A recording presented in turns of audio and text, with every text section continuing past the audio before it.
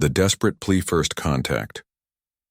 Under strange circumstances, the massive ships appeared at the edge of Earth's solar system without warning, their hulls gleaming like mirrors against the darkness of space. Unlike the sleek designs humans imagined, alien craft would have. These vessels looked organic, almost grown rather than built. They moved slowly, deliberately, broadcasting the same message on every frequency humanity could detect. Admiral Sarah Chen stood in the command center of Luna Base, watching the readings with growing fascination and concern. The ships were enormous, each one easily 10 times larger than Earth's biggest space stations. Yet they showed no aggressive posture, no weapons charging, no defensive formations. Instead, they simply waited at the system's edge, repeating their transmission. Dr. Marcus Webb, Earth's leading xenolinguist, had been working around the clock to decode the alien message. His hand shook slightly as he approached Admiral Chen with the translation device. The weight of humanity's first contact with alien intelligence rested heavily on everyone present. "Admiral, we've broken their language pattern," Dr. Webb announced, his voice barely containing his excitement and nervousness. "It's incredibly complex, but the translation software is working. They're asking for an audience, not demanding it. The tone suggests desperation rather than authority." Admiral Chen nodded grimly and gestured toward the main display. "Put it through, Doctor. Let's hear what they have to say." The screen flickered, and suddenly humanity was face to face with their first alien contact. The being that appeared had pale, almost translucent skin that seemed to glow with a soft inner light. Its eyes were large and multifaceted, like those of an insect, but somehow conveying deep intelligence and profound sadness. When it spoke, the words came through the translation system with a musical quality that was both beautiful and haunting.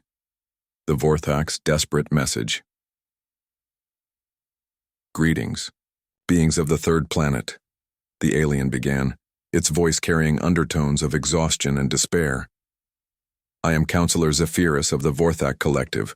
We come before you not as conquerors or explorers, but as survivors seeking aid from those who might understand struggle." The command center fell silent as humanity processed this unexpected opening. First contact was supposed to involve careful protocols, diplomatic exchanges, and gradual communication. Instead, they were being asked for help by beings whose technology clearly surpassed their own. Counselor Zephyrus continued, "Our civilization spans 17 star systems and has existed in peace for over 4,000 of your years. We have eliminated war, poverty, and suffering from our worlds through cooperation and advanced technology. Our cities float among the clouds. Our people live in harmony with nature, and our science has unlocked secrets of the universe that your species may one day discover." Admiral Chen exchanged glances with Dr. Webb and General Harrison, who commanded Earth's military forces. The aliens' words painted a picture of a utopian society, making their request for help even more puzzling. "Yet despite all our achievements," Zephyrus said, and now his voice carried clear anguish, "we face extinction. A plague has come to our worlds, but not one that attacks the body. This plague attacks the very essence of what makes us Vorthak. It spreads through our population centers, our peaceful gatherings, our moments of unity and joy." The screen changed to show images of the Vorthak homeworld. Magnificent cities of crystal and light hung suspended in the atmosphere of a purple-skied planet. Gardens cascaded down from floating platforms, and beings moved through the air on gossamer wings. It was breathtaking in its alien beauty. Then the images shifted to show the same locations weeks later. The crystals had turned dark and brittle. The gardens were withered. Most disturbing of all, the Vorthak themselves had changed. Their luminous skin had become gray and mottled, their graceful movements replaced by erratic, almost violent gestures. The plague that feeds on peace. "We call it the Harmony Blight," Zephyrus explained, his image flickering slightly as if the transmission was becoming unstable. "It is not a disease as you might understand it, but rather a parasitic consciousness that feeds on peaceful thoughts and cooperative behavior. The more harmonious a society, the faster it spreads and the more devastating its effects. Dr. Webb leaned forward, his scientific curiosity overriding his caution. How is that possible? How can a disease target specific behaviors? We do not fully understand it ourselves, Zephyrus admitted. Our greatest scientists theorize that it is a form of psychic parasite, evolved specifically to prey upon civilizations that have achieved true peace. It enters through acts of kindness, spreads through moments of trust, and grows stronger with every expression of unity. The implications hit the human observers like a physical blow. This plague specifically targeted everything that made civilization worthwhile. It was as if someone had created the perfect weapon against harmony itself.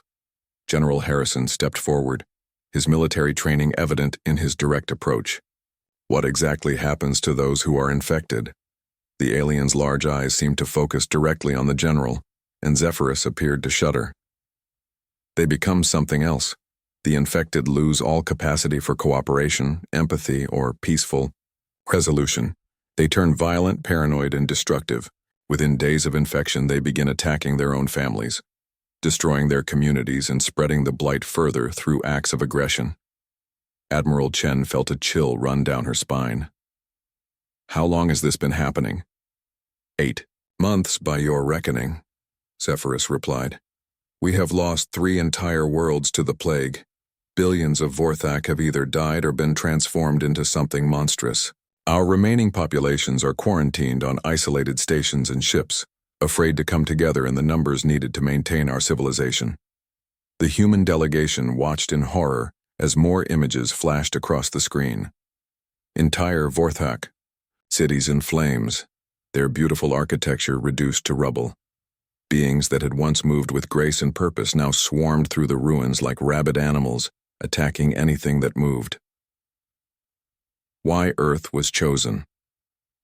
But why come to us? Admiral Chen asked. Your technology clearly surpasses ours by centuries, if not millennia. What could humanity possibly offer that your own scientists cannot provide? Zephyrus was quiet for a long moment, and when he spoke again, his voice carried what sounded like embarrassment mixed with desperate hope. Because, Admiral Chen, your species possesses something that we have long since evolved beyond. Something that our peaceful nature has made us forget entirely. And what would that be? General Harrison asked, though something in his expression suggested he already suspected the answer. You know how to fight, Zephyrus said simply, not just physically but mentally and emotionally. You understand conflict, aggression, and survival in ways we have not needed to for millennia. Your history is filled with wars, struggles, and victories against impossible odds. Most importantly, you have maintained your capacity for both cooperation and competition, for both creation and destruction. The human officers exchanged meaningful looks. They were beginning to understand why these peaceful aliens had sought them out specifically. Our research into your species revealed something remarkable, Zephyrus continued. Humans are perhaps the only known species that has achieved advanced technology, while retaining what other civilizations would consider primitive, aggressive instincts. You have the ability to think like predators when necessary, yet also work together toward common goals. Dr. Webb nodded slowly. You need someone who can think like your plague thinks. Someone who understands aggression and conflict well enough to fight fire with fire. Precisely, Zephyrus confirmed. We have tried everything our peaceful nature could conceive. We created barriers to contain the plague, developed meditation techniques to strengthen mental resistance, and even attempted to negotiate with the infected. Nothing has worked. The plague seems to anticipate and counter every peaceful solution we devise. Admiral Chen walked to the viewport, looking out at the stars where the alien ships waited patiently for humanity's response. The weight of the decision pressed down on her shoulders. These beings were asking humanity to help them with something their own advanced civilization couldn't handle. But more than that, they were asking humans to potentially unleash aspects of their nature that Earth had spent centuries trying to control and channel constructively. Humanity's internal debate. We need time to discuss this among ourselves, Admiral Chen said finally. The decision to involve humanity in an alien plague that specifically targets peaceful behavior is not one we can make lightly. Of course, Zephyrus replied, though his desperate hope was visible even through the alien features. We will wait at the edge of your system. But please, Admiral, remember that every day of delay means more of my people lost to this horror. The transmission ended, leaving the human command center in heavy silence. General Harrison was the first to speak. They're asking us to fight a war against peace itself. The irony is staggering. Dr. Webb shook his head in amazement. From a scientific standpoint, this plague represents something completely unprecedented. A parasitic consciousness that feeds on cooperation and harmony? The implications for understanding consciousness itself are enormous. The implications for humanity are what concern me, Admiral Chen said grimly. If we agree to help, we're essentially admitting that our aggressive nature, the same instincts that have caused so much suffering throughout human history, might actually be necessary for survival. Over the next several hours, emergency meetings were held with world leaders, military commanders, and scientific advisors across Earth. The debate was intense and emotional. Some argued that humanity had a moral obligation to help a peaceful species facing extinction. Others worried about the precedent of intervening in alien affairs, especially when the intervention specifically required humanity's more aggressive traits. Dr. Elena Vasquez, Earth's leading psychologist, raised perhaps the most troubling question during one video conference. What if this is exactly how the plague spreads to new species? What if by asking us to fight aggression with aggression, we're simply providing it with a new vector for expansion? But it was General Harrison who provided the counter-argument that ultimately swayed the decision. If we don't help, an entire, peaceful civilization dies. If we do help and fail, we're no worse off than we are now. But if we help and succeed, we not only save the Vorthak, but also gain knowledge that might protect humanity from similar threats in the future. The decision to help Admiral Chen made the final call after consulting with the United Earth Council. Signal the Vorthak ships, she ordered. Tell Counselor Zephyrus that humanity accepts their request for assistance. We'll send our best scientists, military strategists, and medical personnel to help combat this plague. The response from the alien ships was immediate and emotional. Zephyrus appeared on screen again, and this time his luminous skin seemed to brighten with relief and gratitude. Admiral Chen, I cannot express how grateful the Vorthak Collective is for your willingness to help. We will provide you with all our research data, access to our medical facilities, and transportation to our quarantine stations. As the transmission ended, and preparations began for humanity's first interstellar aid mission, none of the humans present could have predicted how profoundly this decision would change both species. They were about to discover that sometimes the cure could be more dangerous than the disease, especially when that cure involved unleashing humanity's deepest and most primal instincts in an alien civilization that had forgotten such things ever existed. The die was cast, and humanity was about to teach the universe a lesson about the double-edged nature of their species' greatest strengths and darkest impulses. The price of human solutions, arrival at the Vorthak Sanctuary, the human expedition. Ship Resolute emerged from its first faster-than-light jump into a scene that would haunt its crew forever. The Vorthak Sanctuary Station hung in the void like a broken jewel, its once graceful architecture now marred by obvious signs of hasty construction and desperate improvisation. What should have been elegant curves and flowing lines were interrupted by crude metal barriers and warning beacons that pulsed urgent red warnings in alien script. Captain Maria Santos, commander of the human expedition, stood on the bridge watching their destination grow larger through the viewports. Behind her, Dr. James Park, the mission's chief scientist, ran final checks on the equipment they had brought from Earth. Colonel David Reeves, their military advisor, studied tactical displays showing the quarantine protocols the Vorthak had implemented around the station. It's hard to believe the thing houses 2 million refugees, Dr. Park observed, his voice carrying the weight of responsibility they all felt. The Vorthak engineering is incredible, but you can see where panic influenced the design. Counselor, Zephyrus had met them at the station's docking bay, and the change in his appearance since their first communication was shocking. The luminous quality of his skin had dimmed significantly, and his movements carried a nervous energy that seemed completely at odds with the calm, peaceful demeanor he had displayed before. "Welcome to Haven Station," Zephyrus said as he led the humans through corridors that seemed to pulse with their own organic light. "I apologize for the conditions. We built this facility in great haste to house survivors from the 3 worlds we have lost to the plague." The scale of the refugee crisis became apparent as they moved deeper into the station. Thousands of Vorthak filled every available space, their usual graceful hovering replaced by huddled masses pressed together in areas clearly not designed for such numbers. The air hummed with low, mournful sounds that Dr. Park's translation device identified as expressions of grief and anxiety. The true nature of the harmony, Blight Doctor. Lyanna Kess, the Vorthak's leading researcher on the plague, met them in a laboratory that looked more like a shrine than a scientific facility. The walls were covered with crystalline displays showing complex biological and psychic patterns that hurt human eyes to look at directly. "The Harmony Blight is unlike anything in our experience," Dr. Kess explained, her translated voice carrying undertones of scientific fascination mixed with horror. "It appears to be a form of consciousness that exists partially in our dimension and partially in what you might call psychic space." Colonel Reeves leaned forward, his military training focused on understanding the enemy. "How does it spread? What are its attack patterns?" The question seemed to surprise Dr. Kess as if no one had ever thought to analyze the plague in military terms before. It spreads through acts of trust and cooperation.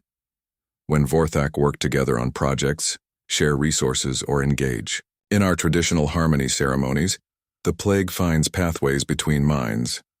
Dr. Park was already taking notes, his scientific curiosity engaged despite the grim subject matter, so it's psychically transmitted but only through positive social interactions. That's diabolical in its elegance. "What have you tried to stop it?" Captain Santos asked. Dr. Kess activated a series of displays showing various failed experiments and treatments. "We attempted to create psychic barriers using meditation techniques that have served us for centuries. We tried isolating infected individuals and treating them with our most advanced medical technology.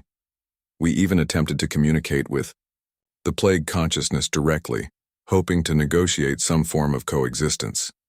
Colonel Reeves shook his head grimly. "You tried to negotiate with a parasite. That's like trying to negotiate with cancer." The blunt military assessment clearly disturbed Dr. Kess and Counselor Zephyrus, but Captain Santos could see recognition in their large, multifaceted eyes. These peaceful beings were beginning to understand that their own nature had been weaponized against them. Human analysis and brutal realizations.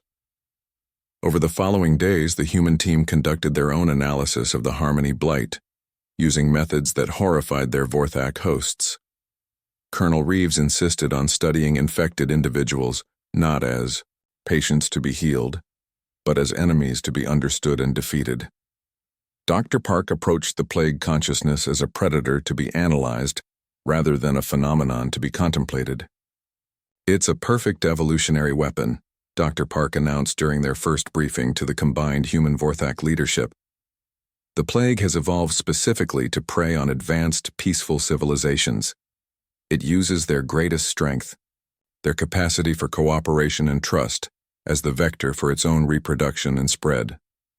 Captain Santos pulled up tactical displays that showed the plague's progression through Vorthak space. "Looking at the spread pattern, this isn't random.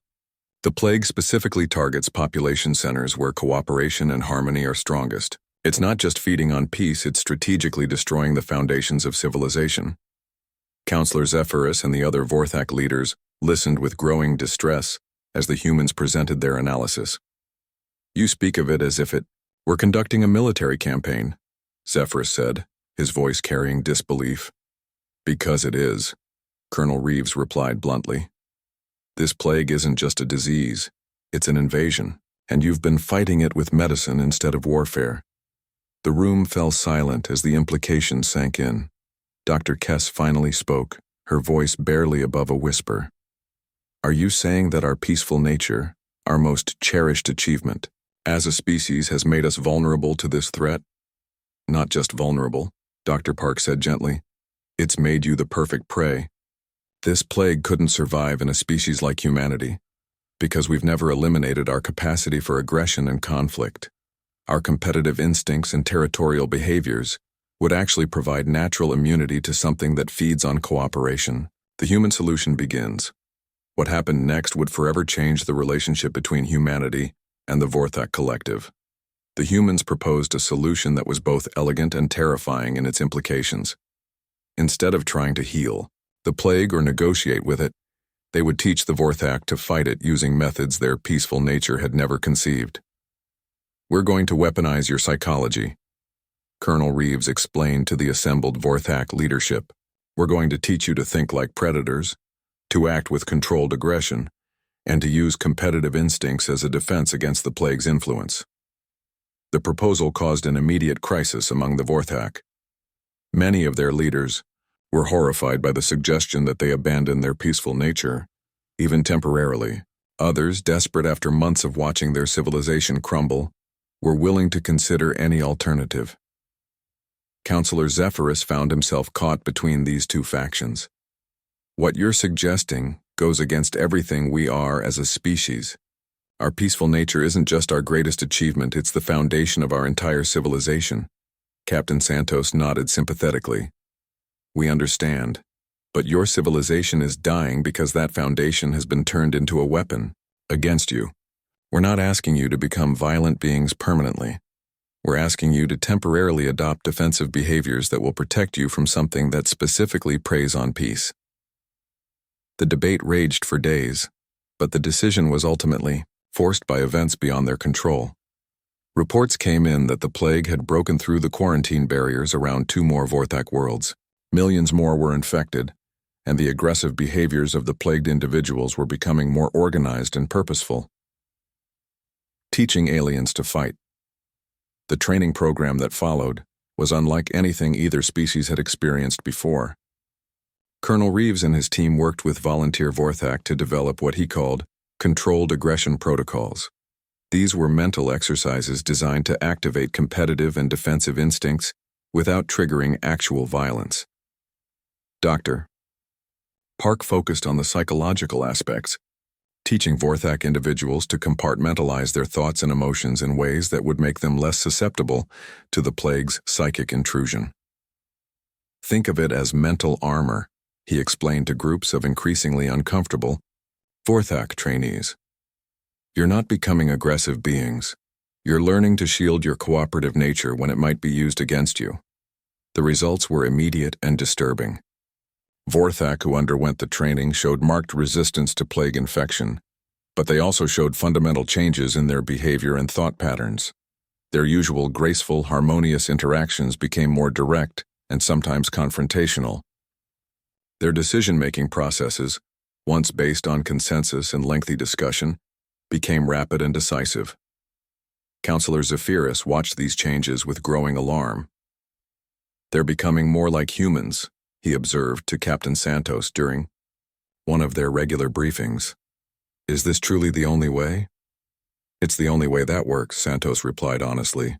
"Your people are learning to survive in a universe that contains threats specifically designed to destroy peaceful civilizations. The alternative is extinction." The plague fights back. More Vorthak underwent the human training protocols. The plague began to adapt its strategies. Reports from the infected world showed that the plagued individuals were organizing into more sophisticated groups, developing new methods of spreading the infection, and even attempting to infiltrate the sanctuary stations.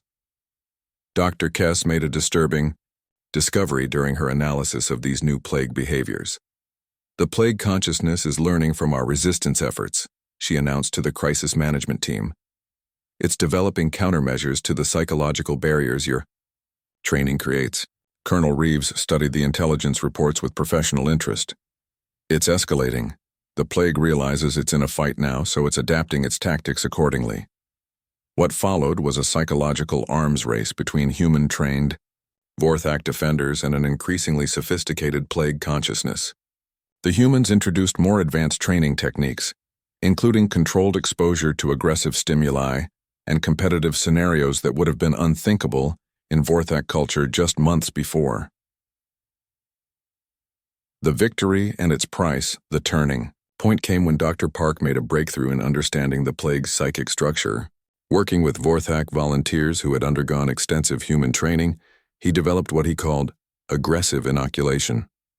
By deliberately exposing trained Vorthak to controlled doses of competitive and territorial thinking, they could build psychological immunity to the plague's influence.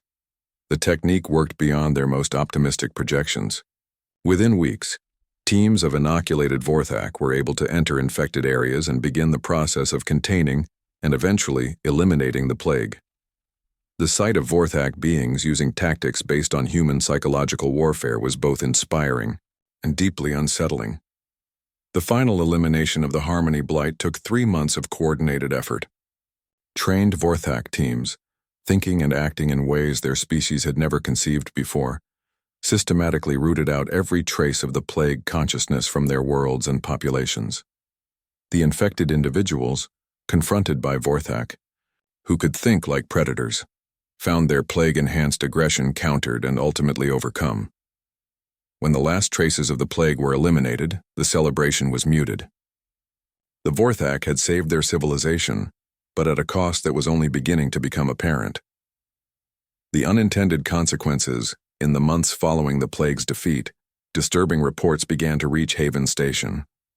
The Vorthak who had undergone human training were finding it difficult to return to their previous peaceful behaviors. Communities that had been models of cooperation for millennia were experiencing their first conflicts in recorded history. Some trained Vorthak had formed what could only be described as military units, maintaining their aggressive conditioning even though the threat had passed. Others were applying competitive thinking to areas of life where cooperation had always been the norm, leading to unprecedented social tensions. Counselor Zephyrus requested a final meeting with Captain Santos before the human expedition returned to Earth. His appearance had changed again, but not in the way anyone had expected. Instead of returning to his previous luminous, peaceful demeanor, he now carried himself with a sharp alertness that reminded Santos uncomfortably of a human military officer. "Your methods saved us," Zephyrus said, his voice carrying tones that the translation software identified as complex mixtures of gratitude and regret. "The Vorthak Collective will survive because of humanity's intervention." "I sense a but coming," Santos replied. "But we are no longer the same species that first contacted you," Zephyrus continued. "The peaceful civilization that reached out to humanity for help no longer exists. Not truly. We have gained the ability to survive in a hostile universe, but we have lost something essential about what made us Vorthak." Captain Santos nodded slowly. "Change is always the price of survival. The question is whether what you've gained is worth what you've lost." "That," Zephyrus said with what might have been a sad smile, "is a question that will probably take us centuries to answer." As the human ships prepared to return to Earth, both species understood that they had fundamentally altered each other.